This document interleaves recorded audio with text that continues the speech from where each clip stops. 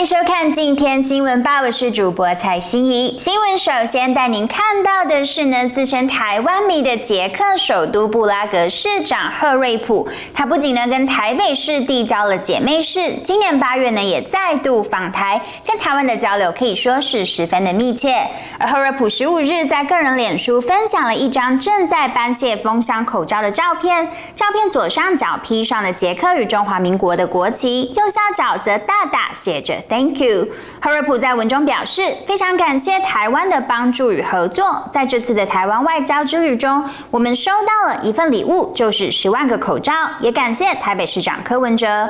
而文章发布3个小时就获得超过8700位网友按赞，更有许多台湾人到底下留言为布拉格市民加油打气，祝福台湾跟捷克都能一起度过疫情的考验。而接下来带您看到的是，立法院本会期开始了修宪委员会，将讨论启动修宪工作。多名已经从时代力量退党的民意代表以及民进党立委组成了2046台湾，而团体名称定为2046台湾，是因为2046年是台湾民选总统满50年，二次大战终战满100年。日前呢，团体召开记者会，提出了落实废审等修宪主张。来看记者会现场。今年串联全面宪改，今年串联全面宪改，今年串联全面宪改。我想现在立法院的修宪委员会已经成立了嘛，所以其实我们其实能够进入一个宪改的工程，这个是台湾重要的历史契机。所以怎么样能够纳入更多的想法？那不只是说立法院里面传统在审查法案的一个过程，跟这个邀请一起参与的一些代表。那我想修宪更是属于全民的一个重要的民主工程，所以应该要广纳更多不同层次、不同这个背景的一些人一起参与。那尤其地方公职的这些议员们，其实过去长期以来也都是我们一起关心很多中央层级议题的好朋友们。那在这个历史的时刻，这么多的议员，其实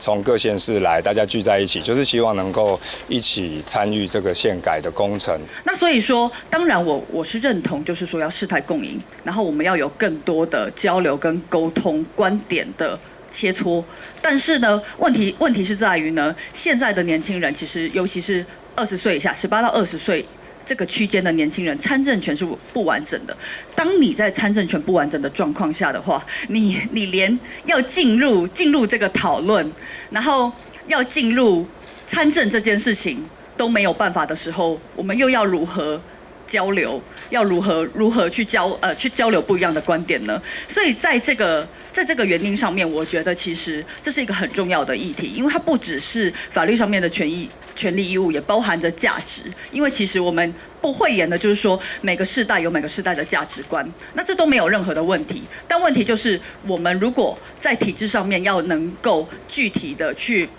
达到可能交流等等的话，那我认为只是。因为过去很多形式可能都是让青年去参加公听会啊、座谈会啊，我觉得这些是不够的，所以也在这里再次呼吁我一直以来关心的议题，也恳请大家支持，谢谢。在这个非常难得的宪改时刻，我认为我们应该要把握机会，然后来努力的检讨现在宪法里面所有不合时宜的部分，摆脱过去的框架跟体制，然后共同的来想象一个全新的国家样貌到底应该是怎么样。那我这次最主要的重点是非常期待这次的宪改可以纳入地方观点。那因为地方制度的治理，事实上是形塑国家的面貌很重要的一个面向。但是在现在的这个宪法里面，我们的省还是存在，然后我们事实上看起来是4级制，可是实行起来又是3级制。那再加上直辖市跟剩下的非直辖市中间的发展的资源落差，导致各个县市，尤其是像是以财政比较困难的县市，然后资源分配比较不均的县市的观点来出发的话，会发现这个落差在现在的体制之下是相当难以弭平的。所以在这个非常难得的机会，我希望我们可以把各式样的议题跟声音都能够纳入。那同时也希望要有年轻人的观点以及地方方治理的观点来重新的检讨整个架构。那这也是我们这一群在参政之前，在进入体制之前就认识的年轻的政治工作者再一次集结很重要的原因。那我们希望可以未来一起来共同打造一个平等而且自主的美好国家。谢谢。中国大陆官媒央视日前指控4名台湾人，包括了李孟居、郑宇清、施正平以及蔡金树等人是台湾间谍。陆委会发言人邱垂正在15日表示，中共接二连三对从事两岸交流的人士，以所谓的破获间谍的名义滥捕，并编造子虚乌有的剧情，是恶意的政治炒作。而目前仍然有48件台人赴陆失联未能确认行踪的案例。我们来看现场画面。我想，对于这个中共接二连三对台湾从事两岸交流的人士，以所谓破获间谍名义滥捕并编造子虚乌有、罗织入罪的剧情，一再恶意的政治炒作，刻意破坏两岸关系与正常的学术交流。我们谴责北京当局企图干扰台湾社会、恫吓台湾人民的粗劣行径。我们也严正警告对岸应立即停止这种恶劣的操作。同时，我们也提醒我们的民众，参与两岸交流将出现潜在的风险。那么，有关您提到这个对于这个案子的处理本会优先保护个案的安全，跟尊重家属的意愿，尽力提供协助，也会透过两岸司法互助协议联系窗口、海基会、海协会、两会管道以及陆委会国台办既有的联系机制，要求中国大陆应该说明相关人所涉的罪名、关押的地点、厘清案情与告知侦审进度。同时，也要求确保相关人员的司法权益及同意家属赴陆探视等。对于已经向政府寻求协助的案例，目前政府相关机关均与家属保持联系，并掌握案情发展的状况，提供法律咨询服务等协助。未来家属如果提出赴陆申请探视的请求，政府也一定会提供必要的协助。我们在这里还是要呼吁陆方，应对当事人落实正当的法律程序，充分保障他们应有的权益。如果有其他台湾民众因类似的案件遭到关押，也应该尽速通报我方及其家属。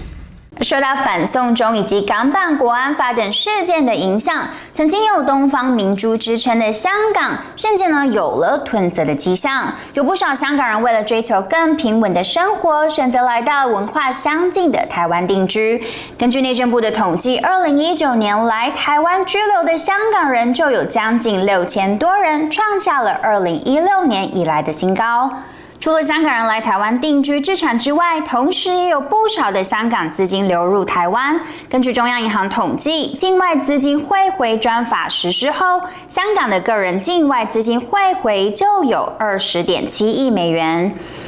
但台湾是否能取代香港金融中心的地位，银行也坦言仍然有很长的一段路要走。来看我们的报道。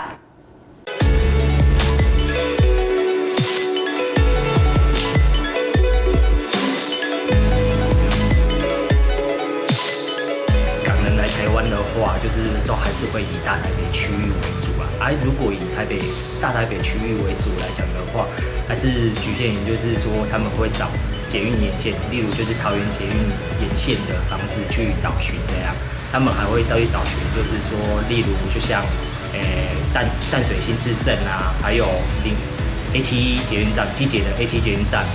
或者林口的A8、A9，因为这几个地区来讲的话，每平单价的话都是落大概2字头至3字头这个不等，也是受一些港人所青睐的一个地区。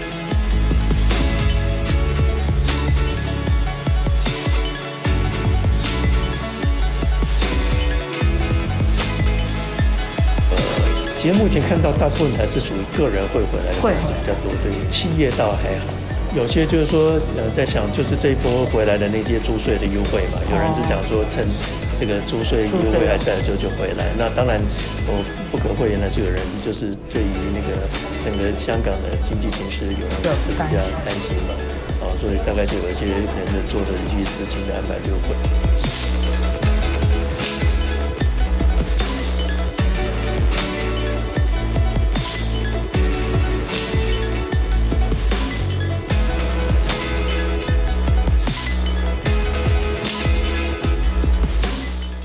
嘉义国南院不仅跳脱了外界对博物馆的刻板印象，更将现代的科技融入传统艺术中，以游客的立场创新构思，融入地方特色，打造一个适合亲子观光旅游、艺术学习的新地标。而其中呢，幕后推手就是故宫南院的处长洪子成，带你一起前进嘉义故宫南院。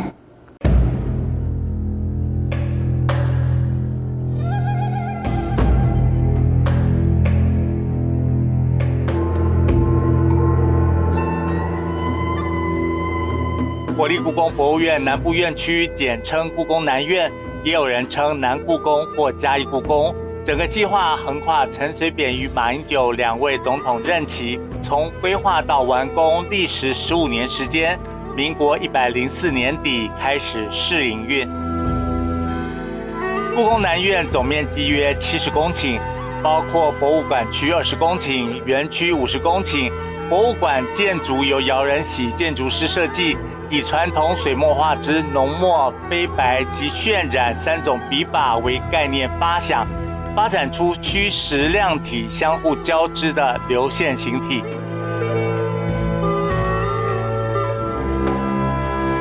走入展馆，展品才是博物馆的生命。到了嘉义故宫，一定得去看看全世界只有1件的汝窑无纹水仙盆，这是故宫的镇馆之宝，也是目前传世的汝窑当中唯一没有开片纹路的稀世珍宝，格外受到乾隆皇帝的喜爱。但特别的是，这个独一无二的无纹水仙盆，在清朝时竟然被当作喂食狗儿、猫儿盛放食物的器皿，在后人眼中简直不可思议。另外，明朝成化年间运用2次烧制技术制成的斗彩鸡缸杯，全世界仅存19只，嘉义故宫一口气展出6只。而斗彩鸡缸杯的产生，相传和明成化皇帝一段缠绵悱恻的姐弟恋有关。为了讨万贵妃欢心，下令景德镇烧制而成。到了嘉义故宫，必看的还有在清朝康熙时代耗费5000两黄金，历时2年才完成的龙藏经，曾经是台北故宫的镇邪之宝，也相传亲眼看到的人能够得到7世福报。所以在陈水扁2008年卸任总统之前，曾经专程前往故宫库房阅览，希望能够消灾解厄。只有在暑假才能看到的水舞秀，分为日间的音乐水舞秀以及夜间的3D 水幕魔镜秀，地点在至善湖。在炎炎夏日看一场美丽优雅的缤纷水舞秀，仿佛身心都凉爽的呢。水舞随着音乐律动不断变化，搭配绚丽多彩的雷射灯光秀，短短5分钟的演出，令人觉得意犹未尽。要观看水舞的最佳时间是黄昏，背景衬映着美丽的金黄色夕阳，令观看者不免沉醉在这完美的表演之中。长荣航空一群热心又美丽的空姐自发性拍摄爱心空姐年历做公益，已经迈入第10个年头。而今年呢，特别与北港朝天宫合作，由庙方动员了多项义诊100余人，配合28位穿着旗袍的空姐参与年历拍摄。内容呢，结合了传统庙宇、妈祖以及镇头文化，是一份值得收藏的爱心年历。每卖出1本呢，会捐赠100元给公益团体，捐款费用会全数帮助被遗弃或者是偏向需要医疗的孩子。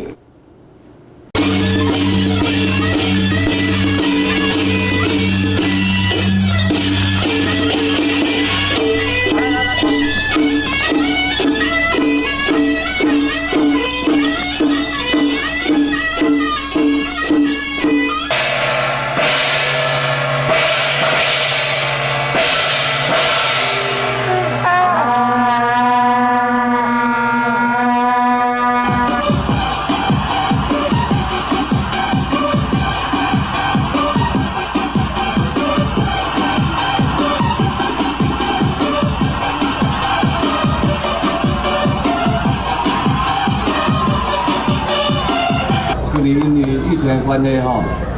真侪活动吼，拢取消了吼。很感谢长荣吼，今年在疫情的关系吼，也很特别吼，抱着妈祖婆的慈悲的心吼，共同来做这个每年的年历吼。当然这个年历吼，除了这个空姐的配合呢，还有我们朝天宫所有的阵头一起朋友咱所有的吼工作人员吼，共同吼来保庇咱台湾吼，以及全世界吼会当平安。我嘛借这个机会吼，甲大家报告吼，我们今年将在吼12月15号吼到12月28号吼要来办一个水陆大法会，希望呢大家拢有当共同吼来祈福啦吼。这水陆大会是吼朝天宫300多年来吼第一次，我也希望吼这个空姐不只是为了这个年历吼我们可以吼一起来祈福。感谢大家，也祝福大家，谢谢。你是这次的发起人，对不对？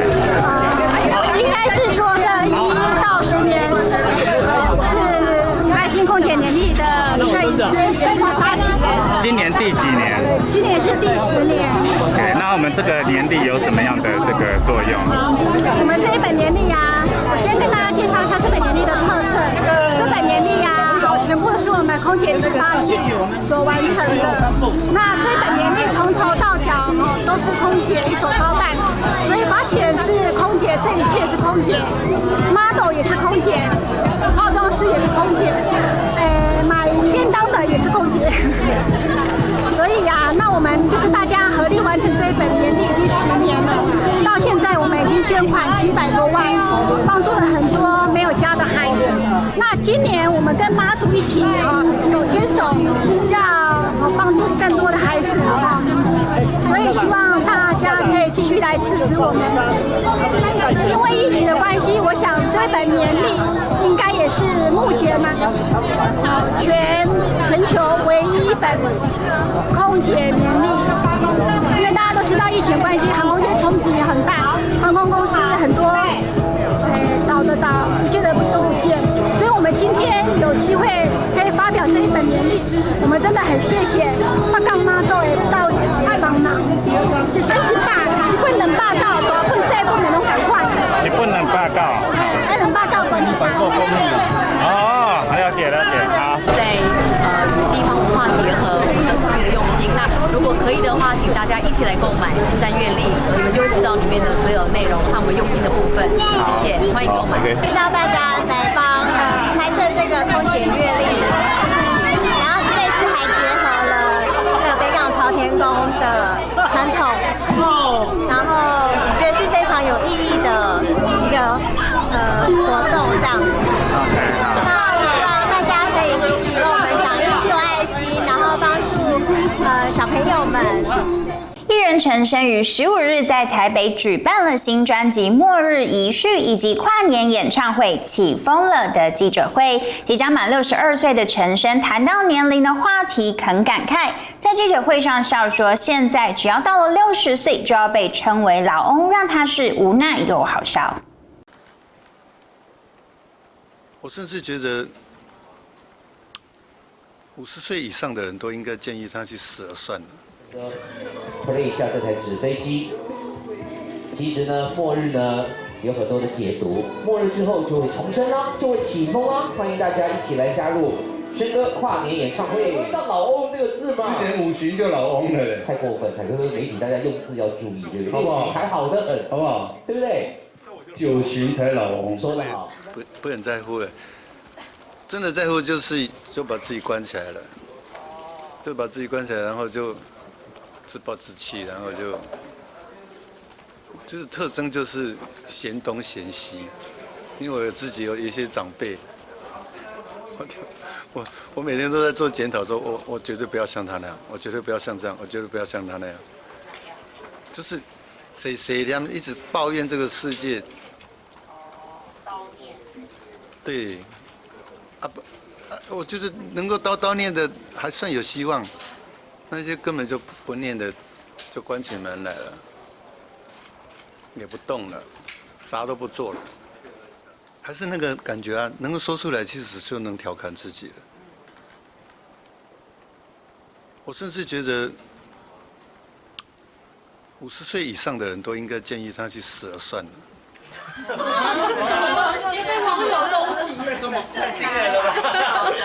没有，我的意思是说，清朝、明朝的人其实都不会得50间，因为压根也没活到那个岁数啊。没有记错的话，李白也不是53、52岁就挂了。李白啊，可能他们没有，我觉得是以前没有电脑。还觉得自己是欧巴不是吗？他们以前因为以前没有那些无为不为的东西，可以拆解你的时间，所以他们都做一个事情。李白写诗啊，或者是调侃唐明皇，可能都是很专心的事情。我们不是，我们现在是。这也背，那也背，然后就变成一辈子都不太够用了。我觉得以前的人可能50岁就已经功德圆满了，就是我觉得我大概把我的事情做完了，也就死的不是很遗憾。人物都已经遭奸起啊！你不觉得现在政治人物都很想当歌星吗？我觉得每一个人都艺人化了，每个政治人物都变艺人化了，然后。反而艺人都不知道他原来该有的那个，就是他应该摆在那个干妈点的位置，都不知道。艺人有时候就反而不知道我要把自己摆在哪里了。好像每一个政治人物都比你还出色，然后抢麦克风的那个力量跟那种说话的力道，都很综艺化了。以上是今天的今天新闻报，感谢您的收看，我们明天再见。